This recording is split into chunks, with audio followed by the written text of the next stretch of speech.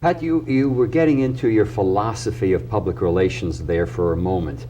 Could you expand on that a little bit, what your philosophy is? Well, every practice, every profession, every organization we know exists only by public consent. It's my belief that the public has consented to allow the public relations body of knowledge and public relations professionals into society on the premise that we serve an overriding social benefit.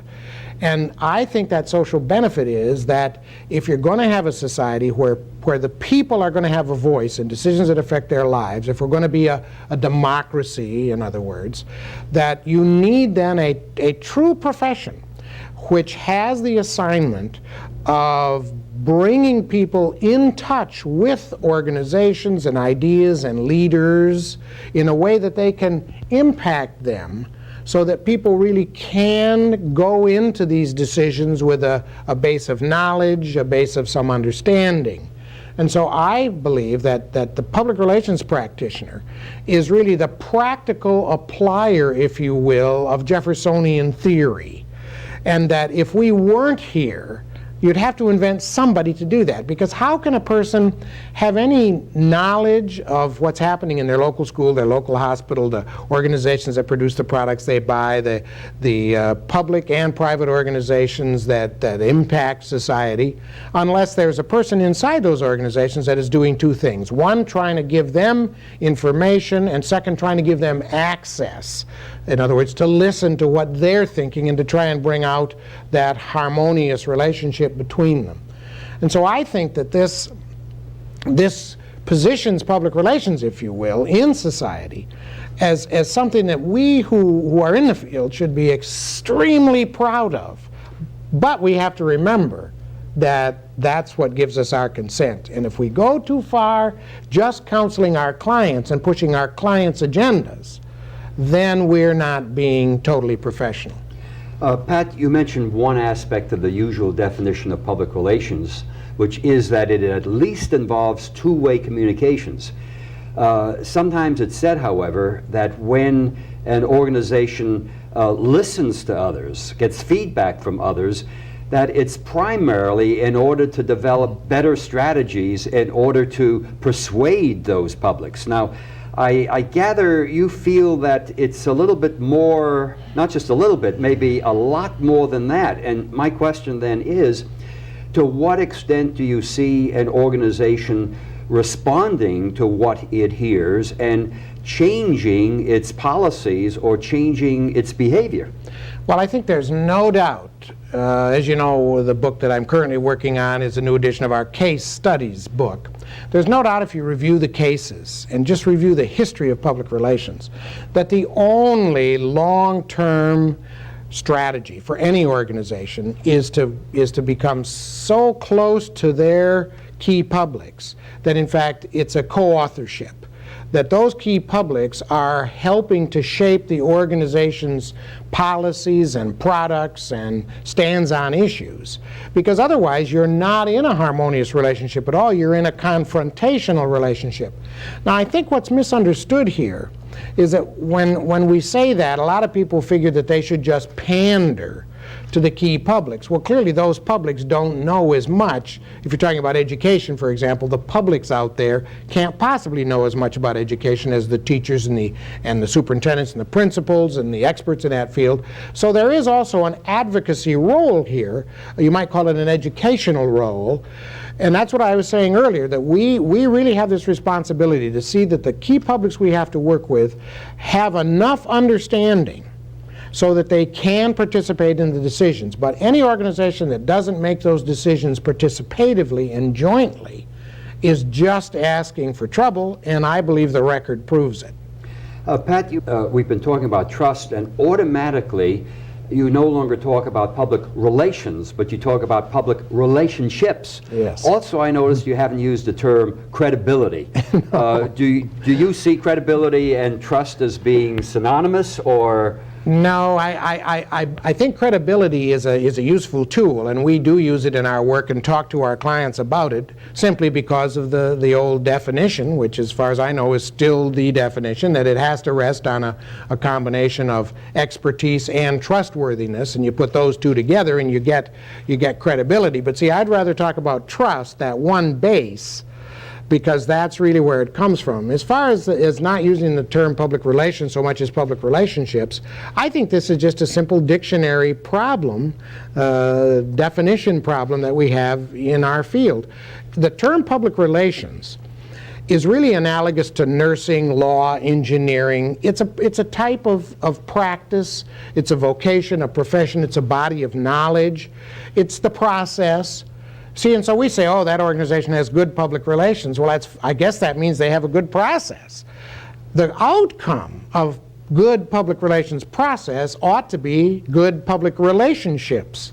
And so you'll hear me and my colleagues talk about relationships. That's what we're after. Pat, you've mentioned co-authorship several times, and I still remember back in the late 70s when we team taught a course on environmental public relations. Right. Maybe it was the first course in the country. I think it was, yes.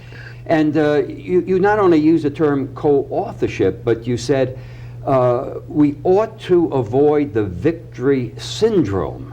We being, either side. Now, aside from or in addition to the environmental field, do you see room for the victory syndrome, for example, when we get into public affairs, when we get into issues management, when we get into more confrontational situations? You know, our theory of the victory syndrome has been translated fairly well into the idea of win-win. Mm-hmm. And we always say that it takes a lot of motivating and cheerleading to get your side on an issue debate all steamed up, and so psychologically they may need to vent this out and have a victory. And so we always say to them, look, the time to worry about who gets the credit is at your victory dinner. But in the meantime, make sure you give the other side plenty of credit, even if you have prevailed more or less. Because there's several things at play here. First of all, nobody ever wins 100%. They just never do. In our society, you resolve conflicts by some kind of accommodation. And so acting like a victor, first of all, usually looks a little bit dumb. Secondly, you know, what are losers in this kind of a society? Well, we always say losers are people who are just sharpening their knives, waiting for you to turn your back, and then it's going to happen all over again. So that we can learn a lot maybe from the Orientals. You know, you always let the other side save face. We've had some interesting cases in this, particularly involving strikes and boycotts. And it's really interesting to go into the organization if a strike is looming, and of course the managers are all climbing the wall usually and have lost their cool. And then we show up and say, well, look, the thing you need to do is start treating these people better, and let's have some nice meetings between you and the other negotiators. And of course, that's the last thing they want to hear. But slowly you bring them along, and then you send a message to the other side of how you're willing to settle this in a way that gets you what you need, basics, and lets them have some of what they need, and an absolute, as the Chinese say, a face saver. Nowadays, when we talk about educating young people to enter the public relations field, we usually say that they have to develop some business sense. Absolutely. And we also advise them to go to a school of management or to take some management course. Now, you're nodding, so you're in agreement that this should be a part of the background, the training of a public relations person. Well, as you know, I have had the fun of serving on a number of curriculum development committees for about a dozen universities in the United States and Canada. And the one that I really like the best is one that a group of us developed for a university in Michigan, Ferris State, where public relations is actually taught in the business school. And it's one of the rare instances of that. The persons teaching it are accredited members of PRSA. It's not that they've gone in another direction. But these students have to take marketing, finance, organizational structure, organizational behavior, as well as the communication piece, naturally the good basic humanities education, and a good deal of behavioral science. And I think that's what we're talking about. That's why I'm not sure we can do it anymore in an undergraduate term. Is that the pattern of the future? What I see is, we talked earlier about the media, and you haven't yet commented yet whether you feel having a media background is still highly desirable for a public relations person, but you're certainly saying more management skills and attitudes are needed. I think the entire history of mankind, to say nothing of the recent history of organizations, tells us that people who think globally and are strategic in their thinking, they become the leaders, the managers. People who have a specific skill, even if it's an important skill like writing, they become technicians. And obviously, the place public relations can make the greatest impact on society and organizations is at the strategic level, to get this philosophy of democracy, relationships, and so forth inculcated into organizations. And so I think we have to go in that direction. Now, Pat, where do PR practitioners get this philosophy, get these values that you're reflecting here? I mean, examine your own past and ask, what made you what you were when you were 16? Where did those values come from? Is there a certain desirable family background? Can you say maybe there are certain personality types that will do better or worse in public relations? Now that's a big subject. Yeah, those are two very interesting questions. As to the personality types, we always talk about PR people being gregarious and outgoing. Well, right, extroverts. There's never been a lot of research on that, but I've done a little research of my own, and at the PRSA Institute in 1981, we did some formal research.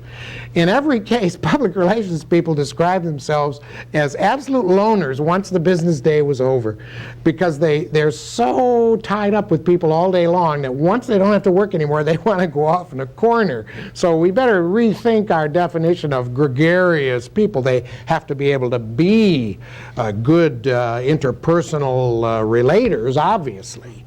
But as to the first question, I have a hunch that if you come from a family, obviously, that's active in the community, maybe active in politics, that certainly helps. It doesn't hurt any if you have some kind of a religious or cultural background that teaches you interdependence as opposed to a more selfish independence. It's just whatever in your family would get you to see this bigger picture. But I think it's more than that, too. I think it helps to have enough ego that you don't want to be a little cog. And if you want to be a bigger cog, you start thinking about, hey, how does this system really run? And where could I have maximum input and impact in the system? And so if you start looking at that, you can see that it's strategic. It's getting organizations really to mesh with their publics. Pat, in thinking about the clients you've had, some of the major experiences you've had, are there some broad categories you would use? For example, when I first heard about you, you were known as an environmental public relations person. Mm-hmm. Are you still carrying that banner, or what banner or banners are you waving? Well, it's pretty interesting. For 15 years, our firm was a public interest public relations firm. We would not take corporate for-profit accounts. We had just had it with several years of working with stick-in-the-mud, old-fashioned, greedy managers. And they were pretty bad in the 50s and into the early 60s. And so we represented the consumerists, we represented the rehabilitation movement. We had a very important client that did a lot to get the subject of physical and mental rehabilitation as a high social issue. And certainly we did a lot with the environment. Anybody who wanted to shake up the establishment, if they were picketing out there, those are our clients. We trained them how to picket. But an interesting thing happened, of course, after the Vietnam War and after the 60s. American managers are not stupid. And so people who ran organizations suddenly said, wait a minute, we don't need them out there forcing us to make changes. Why don't we just find out what they want, and we'll make the changes ourselves. And so then we sort of came inside, as it were, because then the great opportunity was to be sitting at the managerial table and helping them find out what their key publics wanted and helping them make the changes themselves. Can you think of any client, a more recent one, where you had the opportunity to do that? Well, you know, as Or you know, can you talk about well, it? I was going to say, as you know, we have long had a rule, which I think also is somewhat unique about us, although there are others, that we do not publish our client list or usually talk about our clients. And the reason we don't is a professional one. Ask a doctor or a lawyer who their patients or clients are, and they'll tell you, I can't say that unless it's a matter of public record. Is there any client who wouldn't object to Yes, your I think- saying it I because think- you've tried to give the client publicity on exactly what I hope you would say? Not many of those. We don't do a lot of that, but yes, there are certainly clients. I think one of the cases that we are proudest of, where this was very much at play, had to be when the Adolf Coors Company asked us to see if we could help them get out of a 10-year-long boycott that was just a contentious matter all over the country. And pretty much the same principles applied. When we went to the company, you know, we didn't know anything about them, and we were just average citizens out there, so what we knew tended to be negative, because we'd read all that negative stuff. And in fact, at first we told them, go away, we don't want to counsel you. And they kind of nailed us down on that. They said, wait a minute, you know, this guy was always talking about democracy, about how everybody deserves a voice in the court of public opinion, and now you're saying you won't represent us. Well, of course, there was nothing we could do but to talk to him. As always, when you talk to him, you find what you almost always find. The differences in people and groups account for maybe 3 to 5%. They agree on 95%. And so the question here was to find within that 95% how this company and its employees and distributors could emphasize their agreement with the people who were disagreeing with them and change whatever policies they needed to change, or change whatever misperceptions outside they needed to change. And I think the fact that that company today, in those days the predictions were it would go out of business, and it was about the 6th or 7th largest company in its field.